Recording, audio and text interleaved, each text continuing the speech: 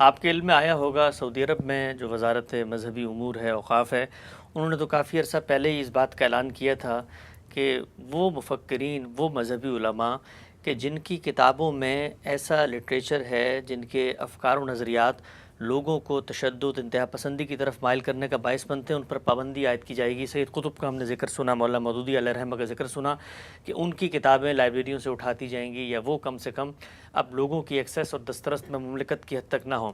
یہی معاملہ گزشتہ دنوں ہندوستان میں بھی سننے میں آیا۔ علی گڑھ مسلم یونیورسٹی، وہاں پر یہ اس طرح کا ایک اعلامیہ جاری کیا گیا کہ ان دو حضرات کی کتابیں جو ہیں وہ اب اس طریقے سے کورس کا حصہ نہیں ہوں گی، بظاہر ایکسیسیبل نہیں ہوں گی یونیورسٹی کے لائبریری یا پریمیسز کے اندر۔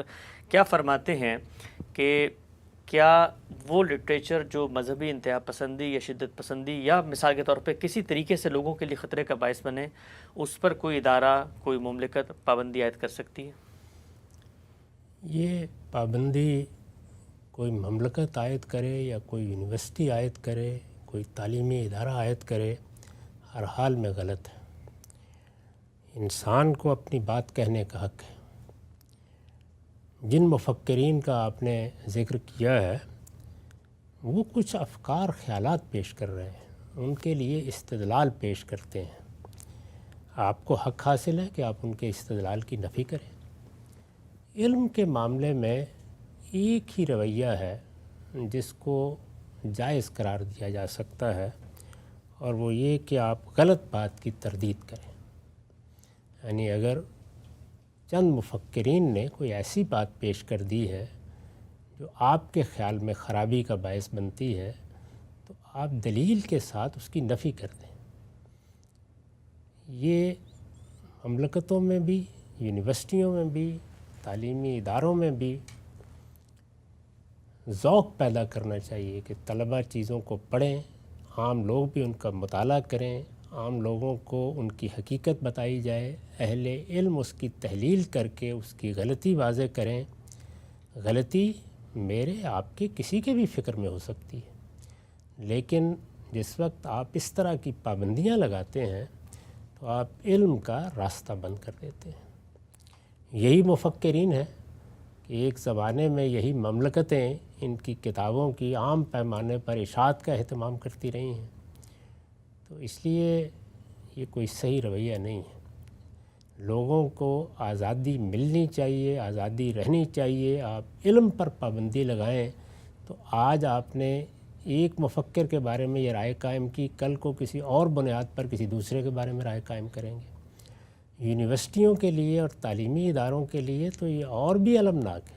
یعنی وہاں تو ہونا ہی یہی چاہیے کہ اس طرح کا لٹریچر ہے یا کوئی اور افکار ہیں وہ پڑھے جائیں، پڑھائے جائیں، ان کی تحلیل ہو، اہل علم بتائیں کہ اس میں استدلال کی کیا غلطی ہے۔ یہ چیز ہے جس کو اللہ کے دین میں بھی سکھایا گیا ہے اور دنیا بھی اسی نتیجے پر پہنچی ہے۔ ہاں، البتہ حدود سے تجاوز کر کے کچھ لوگوں کو مرنے مارنے کی طرف ترغیب دی جا رہی ہے، جس کو آپ ہیٹ سپیچ یا ہیٹ لٹریچر کہتے ہیں، تو ایسی چیزوں کے بارے میں کوئی اقدام کیا جا سکتا ہے۔ وہ علمی چیزیں ہوتی نہیں، یعنی ان میں تو انسان اپنے جذبات کا اظہار کرتا ہے۔ لیکن مولانا سید ابو اللہ صاحب مودودی ہماری علمی تاریخ کے بہت بڑے لوگوں میں سے ہیں۔ انہوں نے دین کی ایک پوری تعبیر کی ہے اور اس تعبیر سے ہزاروں لوگ متاثر ہوئے ہیں۔ ان کی تصنیفات میں بہت کچھ علم ہے لوگوں کے لیے۔ وہ صرف یہ تعبیر یا اس طرح کی بعض چیزیں ہی نہیں ہیں جس پر کسی کو اعتراض ہو سکتا ہے۔ علم کی بڑی خدمت ان کے قلم سے انجام پائی ہے۔ سید صاحب بھی، ان کے افکار سے اختلاف اتفاق سے قطع نظر، سید قطب بھی ایک بہت اچھے لکھنے والے ہیں، عربی زبان کے بڑے بے مثال ادیب ہیں۔ ان کے اندر دین کے لیے بے پناہ جذبہ ہے، انہوں نے اپنی جان دے دی اس کے لیے۔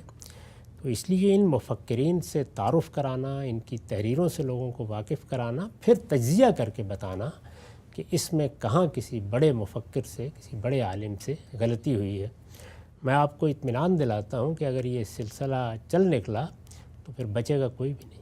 ہر ایک کے ہاں کوئی نہ کوئی چیز مل جائے گی جو ہو سکتا ہے کسی مملکت کو گراں گزرتی ہو، اور ہو سکتا ہے کہ کسی یونیورسٹی کو گراں گزرتی ہو۔ علم کے معاملے میں یہ رویہ کبھی بھی اختیار نہیں کرنا چاہیے۔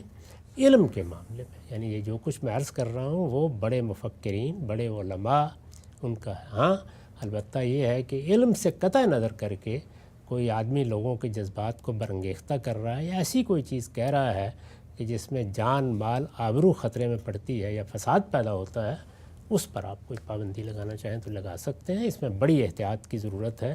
اس طرح کے اقدامات کرنے سے کچھ حاصل نہیں ہوتا، اور اس زمانے میں آپ اس طرح کی پابندیاں لگا رہے ہیں جبکہ ہر چیز لوگوں کی رسائی میں ہے۔ آپ ادھر پابندی لگائیں گے وہ 10 راستوں سے اس تک پہنچ جائیں گے۔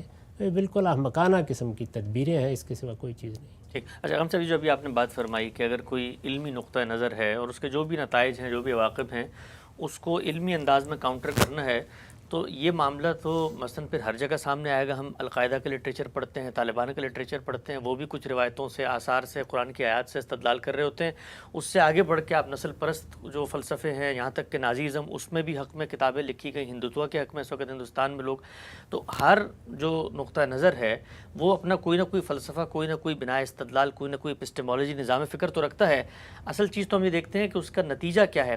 ہم نے دیکھا گزشتہ دنوں ایک شخص نے یہاں پر آ کے یہودیوں کے ٹیمپل پہ حملہ کر دیا، اور معلوم ہوا کہ جی وہ تو ڈاکٹر اسرار صاحب سے بہت متاثر تھا، تو یوٹیوب نے ڈاکٹر اسرار صاحب کا چینل معطل کر دیا۔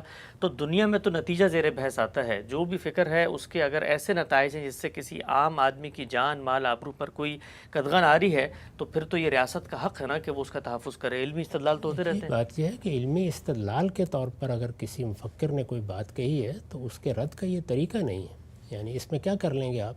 کہاں سے پابندی لگا دیں گے؟ افکار پر پابندی نہیں لگائی جا سکتی۔ اس کا طریقہ وہی ہے کہ معلوم ہوا کہ فلاں فکر کا کوئی غلط نتیجہ نکل رہا ہے۔ مثلا یہ جن لوگوں کا آپ نے ذکر کیا ہے، جب ان کے افکار سامنے آئے، ان کی کتابیں سامنے آئیں، تو ہمارے ہاں بعض اہل علم نے، میں نے بھی اس پہ کچھ خدمت انجام دی، ان کے سارے استدلال پر تبصرہ کیا، اس کی حقیقت واضح کی۔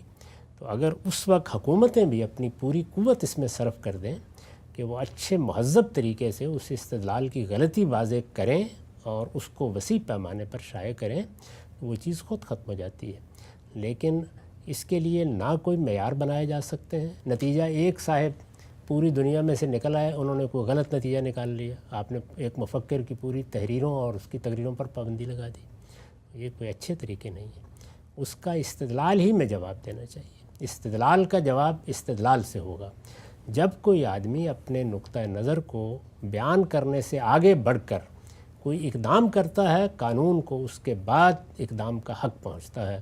اندازہ کریں کہ دنیا میں جو بہت بڑے پیمانے پر فساد کی بنیاد بنے ہیں افکار و نظریات، ان میں خوارج کی انارکی کا نظریہ ہے۔ بیان کرتے تھے اپنی باتیں، تقریریں کرتے تھے اس پر۔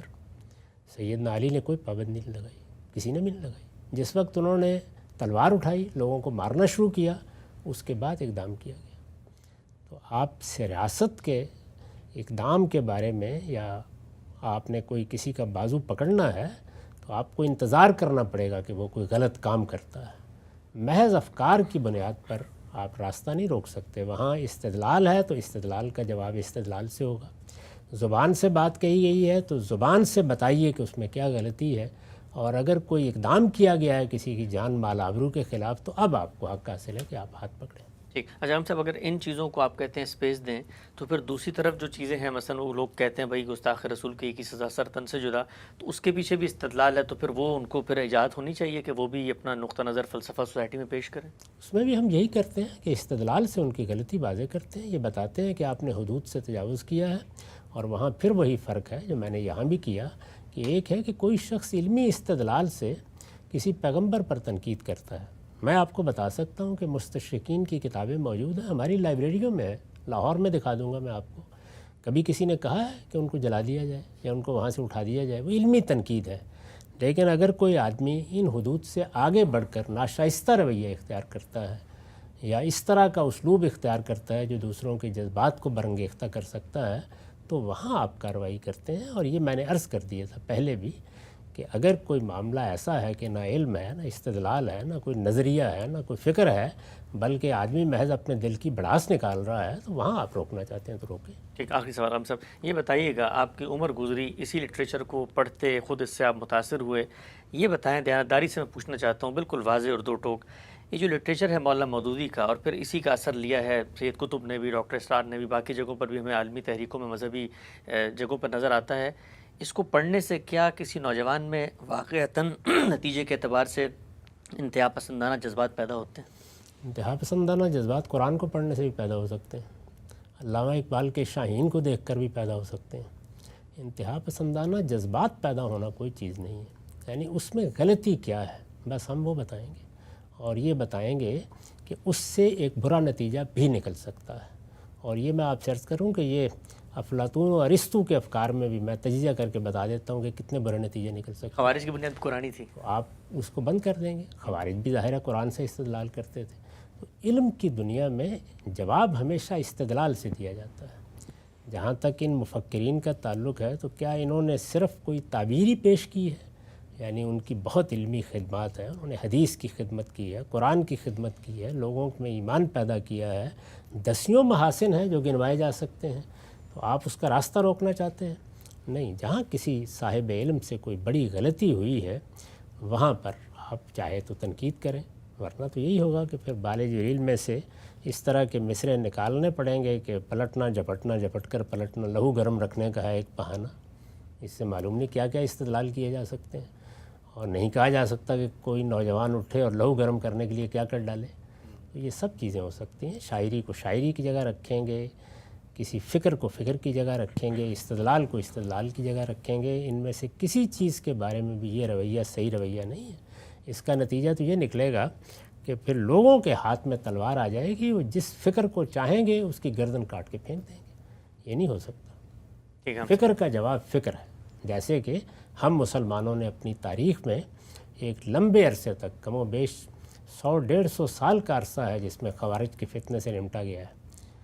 تو جب وہ غلط اقدام کرنے پر آ گئے، اس کے بعد اسی طرح سے آپ دیکھیے کہ پاکستان میں بھی آپ کو فوجی کارروائی کرنی پڑی، لیکن کب کرنی پڑی؟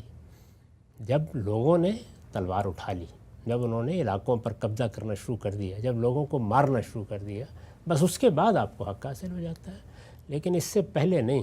ورنہ اسی ترتیب کو ذرا الٹ کر دیکھیے کہ ہماری ایک معصوم سی اسکول میں پڑھنے والی بچی پر حملہ کر دیا گیا۔ جن لوگوں نے حملہ کیا وہ یہی کہتے تھے کہ اس کے افکار ہمارے لیے قابل قبول نہیں۔ میں نے اس وقت بھی، آپ میری کتاب مقامات میں دیکھیے، لکھا تھا کہ جب بات زبان سے کی جا رہی ہے تو جواب بھی زبان سے دیں، اور جب بات ہاتھ سے کی جائے گی تو پھر ہاتھ پکڑا جائے گا۔ تو اس لیے ایک مفکر لکھتا ہے، اپنا نقطہ نظر پیش کرتا ہے، اس کے لیے کوئی عقلی استدلال پیش کرتا ہے، کوئی مذہبی استدلال پیش کرتا ہے، اس کی ہم تردید کریں گے، ورنہ یہ بات یہاں رکے گی نہیں۔ آپ کو معلوم ہے کہ ہندوستان میں اس طرح کی تحریکیں پیش کی جاتی رہی ہیں کہ قرآن پر پابندی لگا دی جائے۔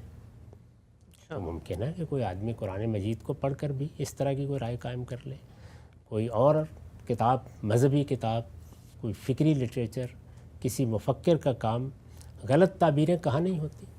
تو اس لیے یہ بتایا جائے گا۔ میں یہ عرض کر چکا ہوں کہ مجھے خود اس تعبیر سے اختلاف ہے جو مولانا سید ابو اللہ صاحب مودودی نے پیش فرمائی ہے۔ میں اس تعبیر پر تنقید کرتا رہا ہوں، آج بھی تنقید کرتا ہوں، اور یہ بتا سکتا ہوں کہ اس میں کیا غلطی ہے، لیکن یہ علمی تنقید ہے، پابندی کا کوئی سوال نہیں۔